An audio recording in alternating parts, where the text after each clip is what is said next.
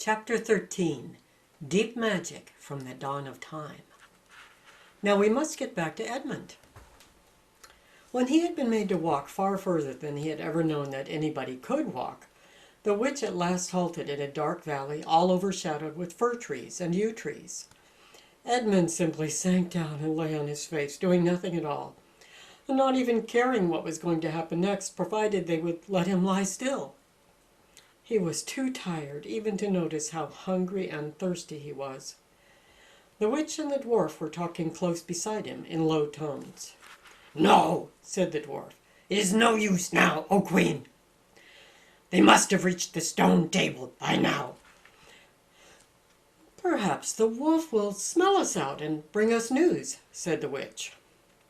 "It cannot be good news if he does," said the dwarf. "4 thrones in Cair Paravel," said the witch. "How if only 3 were filled? That would not fulfill the prophecy." "What difference would that make now that he is here?" said the dwarf. He did not dare even now to mention the name of Aslan to his mistress.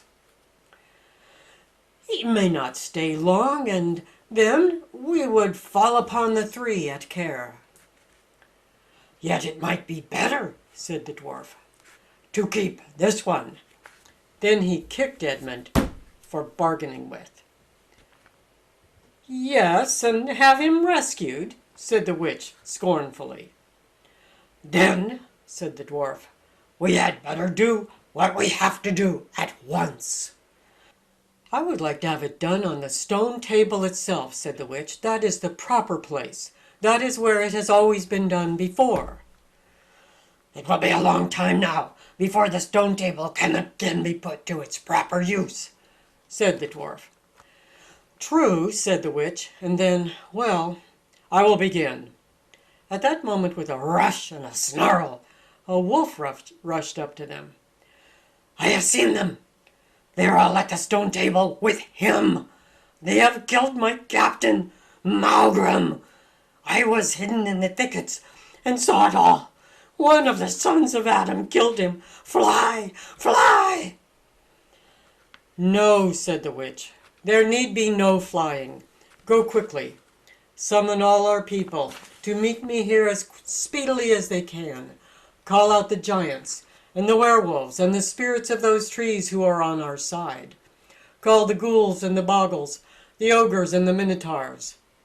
Call the cruels, the hags, the specters, and the people of the toadstools. We will fight. What? Have I not still my wand? Will not their ranks turn into stone even as they come on? Be off, quickly. I have a little thing to finish here while you are away." The great brute bowed its head, turned and galloped away. "Now," said she, "we have no table. Let me see. We had better put it against the trunk of a tree." Edmund found himself being roughly forced to his feet. Then the dwarf set him with his back against a tree and bound him fast. He saw the witch take off her outer mantle. Her arms were bare underneath it and terribly white. Because they were so very white he could see them, but he could not see much else. It was so dark in this valley under the dark trees. "Prepare the victim," said the witch. And the dwarf undid Edmund's collar and folded back his shirt at the neck. Then he took Edmund's hair and pulled his head back so that he had to raise his chin. After that Edmund heard a strange noise. Whiz, whiz, whiz. For a moment he couldn't think what it was. Then he realized it was the sound of a knife being sharpened. At that very moment he heard loud shouts from every direction. A drumming of hoofs and beating of wings, a scream from the witch, confusion all round them. And then he found he was being untied. Strong arms were round him, and he heard big, kind voices saying things like, "Let him lie down, give him some wine. Drink this, steady now, you'll be all right in a minute." Then he heard the voices of people who were not talking to him but to one another, and they were saying things like, "Who's got the witch?" "I thought you had her." "I didn't see her after I knocked the knife out of her hand." "I was after the dwarf." Do you mean to say she's escaped? A chap can't mind everything at once. What's that? Oh, sorry. It's only an old stump. But just at this point, Edmund went off in a dead faint. Presently, the centaurs and unicorns and deer and birds, they were, of course, the rescue party which Aslan had sent in the last chapter, all set off to go back to the stone table, carrying Edmund with him. But if they could have seen what happened in that valley after they had gone, I think they might have been surprised. It was perfectly still, and presently the moon grew bright. If you had been there, you would have seen the moonlight shining on an old tree stump and on a fair-sized boulder. But if you had gone on looking, you would gradually have begun to think there was something odd about both the stump and the boulder. And next you would have thought that the stump did look really remarkably like a little fat man crouching on the ground. And if you had watched long enough, you would have seen the stump walk across to the boulder, and the boulder sit up and begin talking to the stump. For in reality, the stump and the boulder were simply the witch and the dwarf. For it was part of her magic that she could make things look like what they weren't, and she had the presence of mind to do so at the very moment when the knife was knocked out of her hand. She had kept hold of her wand, so it had been kept safe too. When the other children woke up next morning, they had been sleeping on piles of cushions in the pavilion. The first thing they heard from Mrs. Beaver was that their brother had been rescued and brought into camp late last night and was at that moment with Aslan. As soon as they had breakfasted, they all went out, and there they saw Aslan and Edmund walking together in the dewy grass apart from the rest of the court.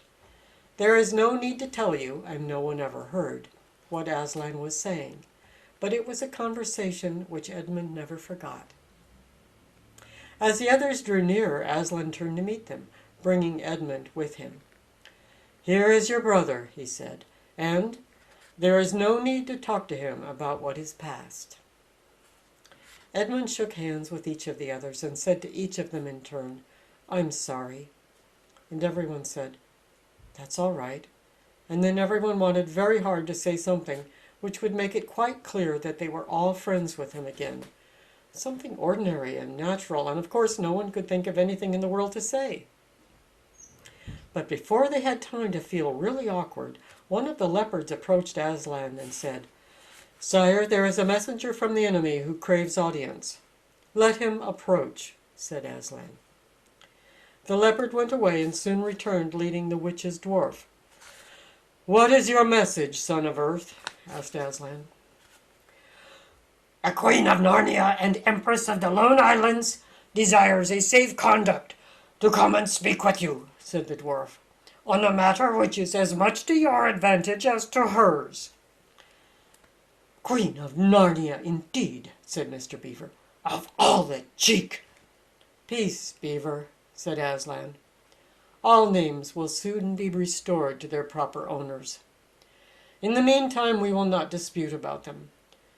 Tell your mistress, son of Earth, that I grant her safe conduct on condition that she leaves her wand behind her at that great oak." This was agreed to, and two leopards went back with the dwarf to see that the conditions were properly carried out. "But supposing she turns the two leopards into stone?" whispered Lucy to Peter. I think the same idea had occurred to the leopards themselves. At any rate, as they walked off, their fur was all standing up on their backs and their tails were bristling, like a cat's when it sees a strange dog. "It'll be all right," whispered Peter in reply. "He wouldn't send them if it weren't." A few minutes later, the witch herself walked out onto the top of the hill and came straight across and stood before Aslan.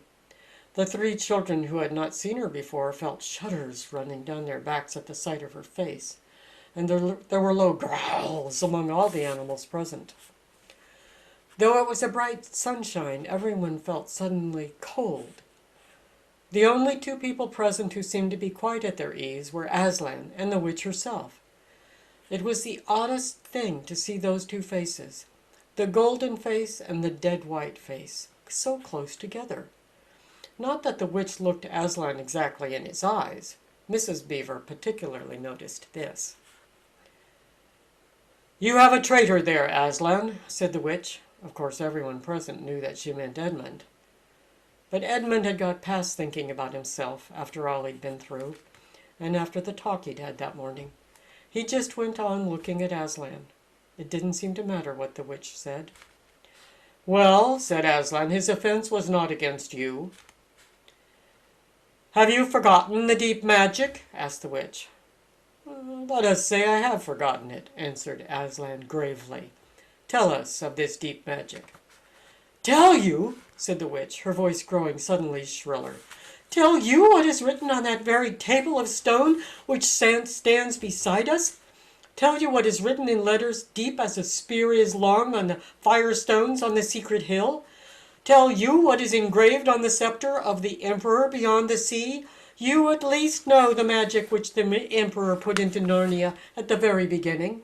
You know that every traitor belongs to me as my lawful prey, and that for every treachery I have a right to a kill." "Oh," said Mr. Beaver, "so that's how you came to imagine yourself a queen, because you were the emperor's hangman.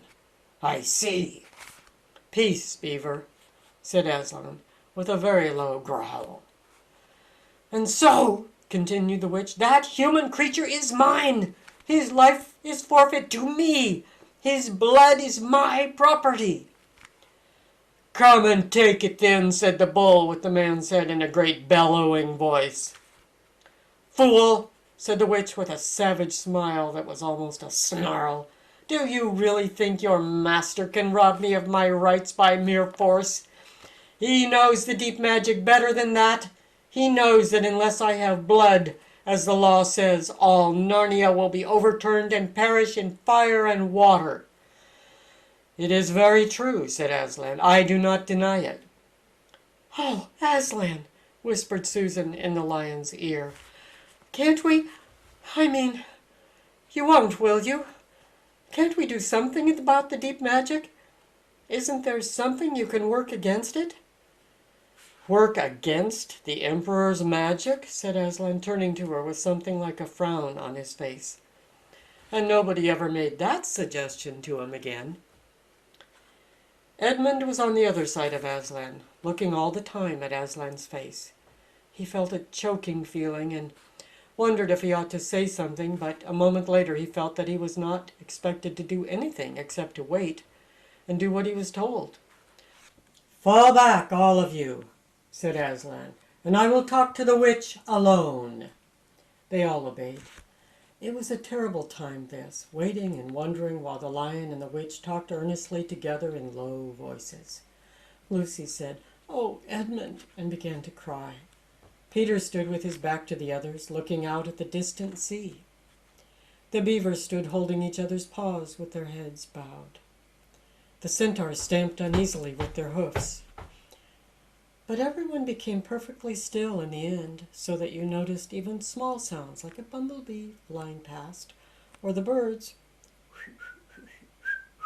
in the forest down below them, or the wind rustling through the leaves.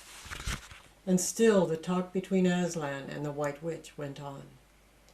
At last they heard Aslan's voice. "You can all come back," he said. "I have settled the matter. She has renounced the claim on your brother's blood."